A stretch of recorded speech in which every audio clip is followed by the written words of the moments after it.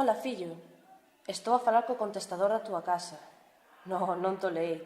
Sei que se quero falar contigo teño que chamar o teléfono móvil que che deron na ONG. Que non escoitarás esta mensaxe hasta que esteas de volta do estranxeiro. Chegarás á túa casa e atoparás todas estas mensaxes da túa nai. E sei que ao principio has enfadarte un pouco, pero se o pensas ben, é mellor así. Ti estás aí, curando nenos, e eu estou tan orgullosa que non podo facer esta chamada. Ben, esta sí, estou na facendo.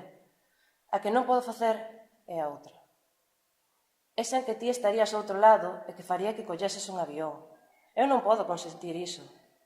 Podo aturar moitas cousas, estounas aturando, pero iso non, que ti sufras non.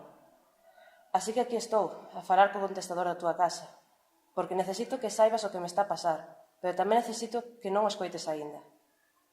Pensei que podo irte chamando para contarche o que me sucede, e xa despois, cando volvas, con tranquilidade, vas escoitando a modo todo isto. Se pensas ben, isto é un pouco como estes programas de madrugada aos que chama a xente para confesarse. Falan como se non se estivese a escoitar ninguén e contano todo. Que teñen un amante, que levan anos namorados do cuñado, que debecen por ir un día a ver o mar. Non debe ser tan difícil.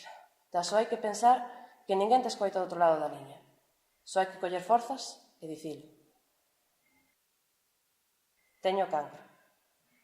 Con metástase. Xa está, xa o dixen.